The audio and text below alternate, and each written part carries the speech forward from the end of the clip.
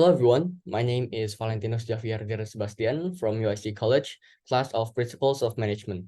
Today, I will be doing a YouTube educational video for assignment 2, which will talk about Sundar Pichai and his management and leadership as CEO of Alphabet Inc. So, Sundar Pichai's full name is Pichai Sundararajan. He was born on 10 June 1972, so he is currently 51 years old as of 2023. His place of birth was in Madurai, Tamil Nadu, India. So his nationality is an Indian-born American with the religion of Hinduism. Let's start by looking back at Sundar Pichai's education background. So Pichai actually has shown a notable interest in technology ever since he was young, specifically in electrical items like telephones and refrigerators. Pichai then completed his schooling at Jawahar Vidyalaya Senior Secondary School in Ashok Nagar, Chennai, and completed class 12 from Vanavani School at the Indian Institute of Technology, Madras. Moving forward, Sundar Pichai then continued his education by enrolling at IIT Kharagpur and obtaining his Bachelor of Technology degree in Metallurgical Engineering there. After that, he then also earned his Master of Science degree in Materials Science and Engineering from Stanford University, as well as his Master of Business Administration degree from the Wharton School of University of Pennsylvania, US. Additionally, during his time at the University of Pennsylvania, he was honored with prestigious titles such as Siebel Scholar and Palmer Scholar. So Sundar Pichai began his career as an engineer and product manager at a semiconductor manufacturer, Applied Materials, in Silicon Valley, California. He then began working as a management consultant for McKinsey & Company after earning his MBA from Wharton in 2002. On April 1st, 2004, he started working for Google as a vice president of product management. During his years at Google, he was responsible for Google Drive and oversaw the product management and innovation operations for a variety of Google's client software products, as well as the development of other programs such as Gmail and Google Maps.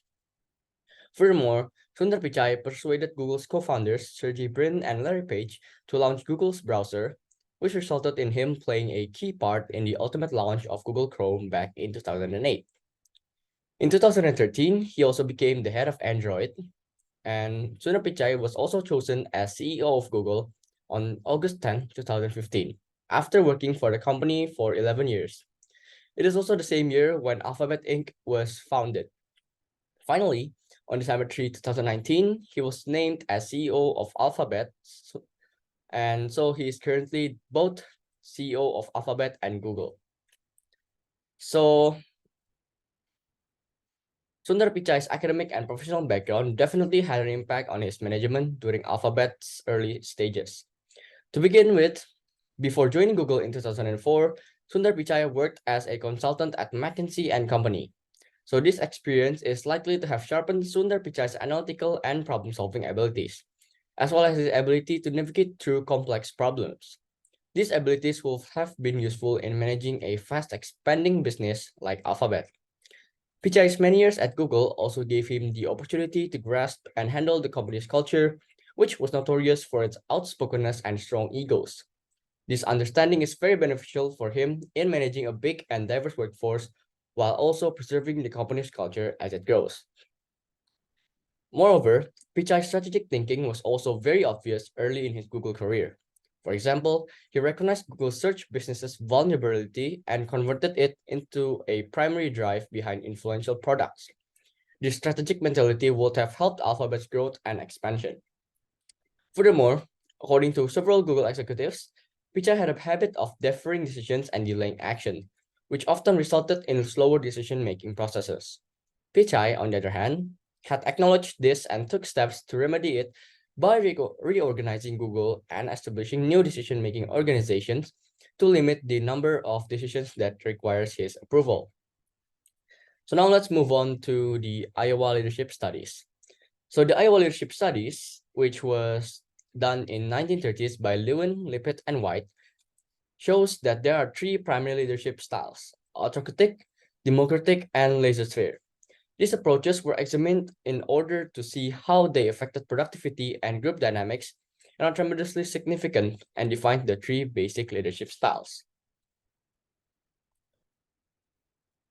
So let's start by looking at autocratic leadership. Autocratic, or also known as authoritarian leaderships, have leaders who make all decisions on their own. They do not consult with their team or allow them to make the decisions. Furthermore, they often force the decision and expect obedience once it has been made. So basically, the leaders of autocratic leaders have a very high degree of control or authority over their teams. This style is really effective in situations where quick decisions are needed or when the leader possesses specialist expertise. Autocratic leadership has several benefits. Firstly, it allows quick decision making as the leader takes initiative and makes decisions without consulting others. It also makes structure and responsibilities within a team clearer, allowing members to easily understand who is responsible for what. Furthermore, autocratic leadership also improves productivity, as tasks may be completed effectively with clear instructions and guidance from the leader, reducing misunderstandings and possible conflicts. However, autocratic leadership can also create a high pressure working environment, which can lead to stress and anxiety among employees who might feel that they have little control over their work or they may disagree with the decision. It can also cause a lack of trust within the working environment because, again, the one sided decision making progress may make employees feel undervalued and disregarded. Lastly, this type of leadership also promotes lack of creativity, leading to less innovative business decisions. So, a real case in Alphabet that Sundar Pichai might have used autocratic leadership is the firing of James Damore. So, James Damore was a Google engineer who criticized Google's policies on diversity in a memo.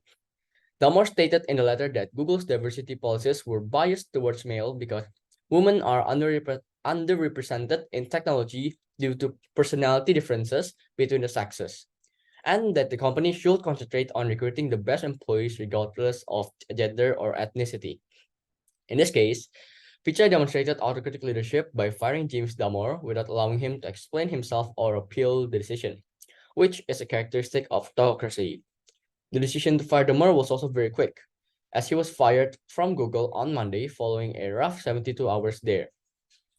This is another aspect that shows autocratic leadership is used where decisions are made very quickly. So now let's move on to democratic leadership. Democratic leadership, or also known as participative or shared leadership, have leaders who play an active part in decision making, but they do so in collaboration with others by making them share their opinions. They're also accountable for ensuring that the choices made result in the intended results for all the members of the organization. Furthermore, a democratic leader encourages open discussion and assists their team in setting goals and evaluating their own performance, motivating them to progress. Democratic leadership also has its own benefits. Firstly, it fosters better innovation because democratic leaders utilize their team members' different knowledge and viewpoints. Furthermore, the sense of trust and satisfaction between leaders and employees increases as they have equal access to information and are equally required in decision making. Democratic leadership also generates more possible solutions since decision making is done by collaboration and multiple opinions are also counted. So, despite its benefits, democratic leadership has its own drawbacks as well. First, it can lead to a more slower decision making as it requires the discussion and opinions of everyone. This leadership style can also make the leader feel overwhelmed as it needs more time and effort to discuss and decide on one solution as a team, which can lead to missed deadlines and burnout. Moreover, not all employees enjoy making decisions, so the performance of the employees may drop because of this. So a real application where Sundar Pichai might have applied democratic leadership is Google's walkout back in 2018. So thousands of Google workers worldwide organized a walkout in November 2018 in protest of the company's handling of claims of sexual harassment as well as general work environment. An investigation by the New York Times, which revealed that Google had given executives accused of sexual misconduct millions of dollars in severance pay. In response to this protest, Sundar Pichai engaged in open discussions with the protesting employees. He sent an email to the employees on the day of the walkout to express his support for their right to protest and listen to their demands, which included creating a more inclusive workplace and improving transparency surrounding harassment cases. So Sundar Pichai demonstrated democratic leadership by listening to the concerns of the employees and meeting their demands.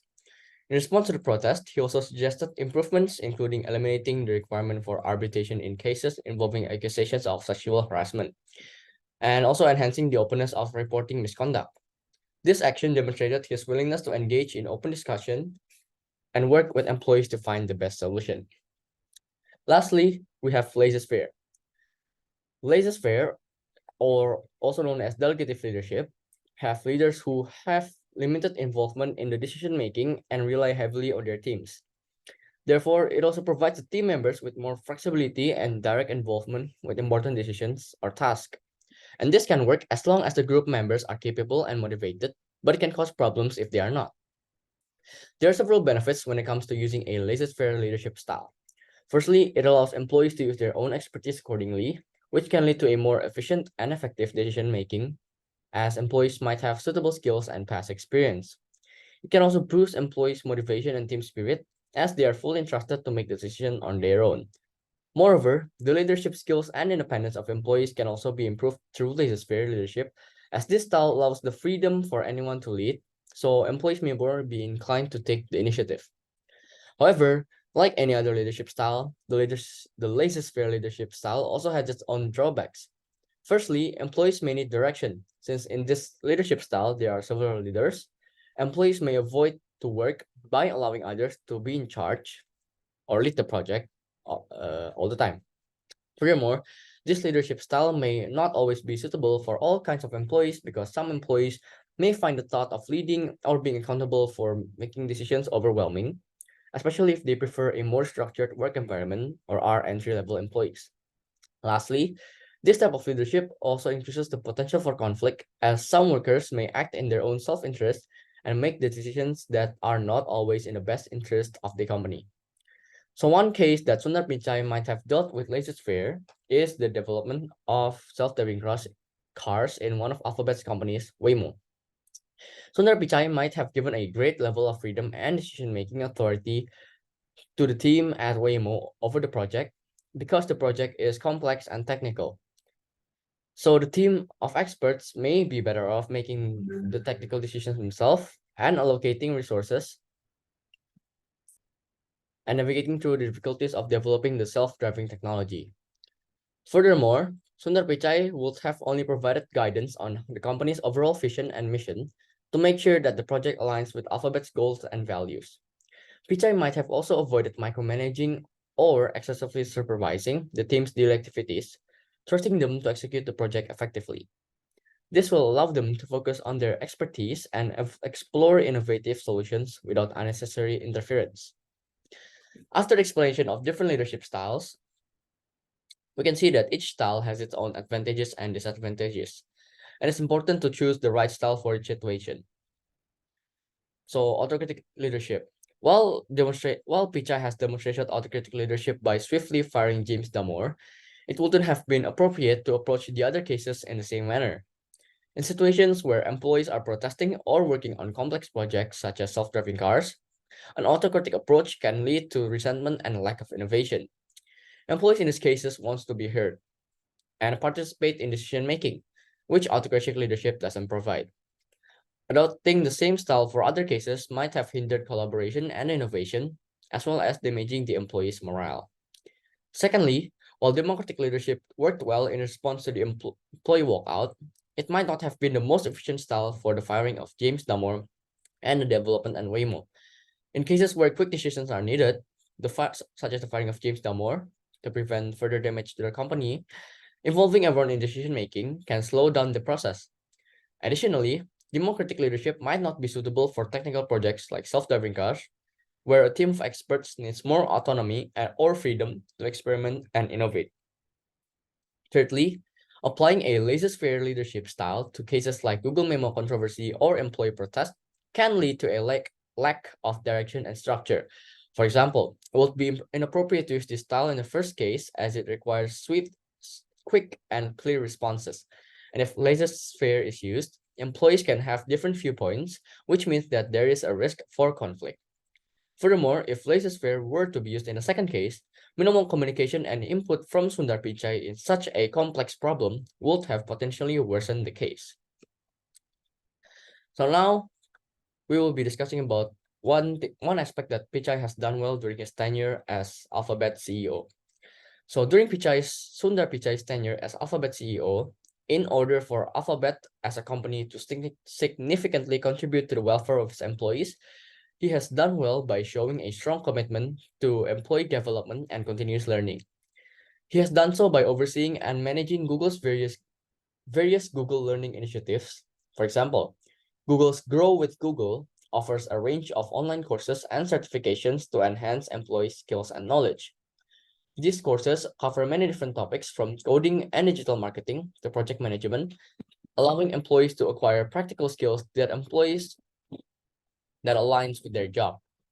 Additionally, under Pichai's leadership, Google also offers an employee-to-employee learning program, or also known as the G2G, which is basically a volunteer teaching network of over 6,000 Google employees who dedicate some time to helping their coworkers learn and grow.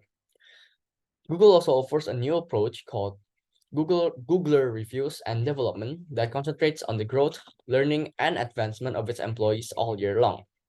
Lastly, under Pichai's tenure as CEO of Alphabet and Google, the company also provides microlearning, such as Google's Whisper course, which is an on-the-job microlearning that involves providing employees with emails containing small yet informative insights. So, lastly, we will be evaluating Sundar Pichai's management and leadership as CEO of Alphabet. So moving forward, despite being a highly intelligent, successful, and inspirational leader, one aspect of Sundar Pichai's management and leadership that he could have improved in order for Alphabet to better innovate and thus increase the welfare of its employees and partners is his softness when it comes to his leadership dealing with people at all levels. According to the information, Pichai has complained to some colleagues that he doesn't have much of a power over people who were supposed to work with him, or to basically control people at a high level. So in order to improve his management and leadership, there are several recommendations that Sundar Pichai can do. First, Sundar Pichai can concentrate on improving his leadership qualities, such as being a more assertive leader and having a greater grip on the company's senior executives. This can help him to manage and encourage his teams and employees more effectively, resulting in higher innovation and welfare. Pichai should also emphasize more on open communication and promote greater employee feedback within Alphabet, because this may help him to better understand what their wants and concerns are, resulting in a more inclusive and collaborative work environment. Moreover, Pichai can also improve his decision-making skills by being more data-driven and prepared to take measured risk. This will allow him to make better decisions and steer the company in new and innovative areas. And overall, despite his success and strengths as CEO of Alphabet and Google, Sundar Pichai could still improve his leadership, communication, decision-making skills in order to help him better innovate and improve the well-being of Alphabet's employees and partners. So here are all the references that I used in making this PowerPoint. Thank you for watching this video. I hope you find this information helpful, and see you on the next one. Thank you.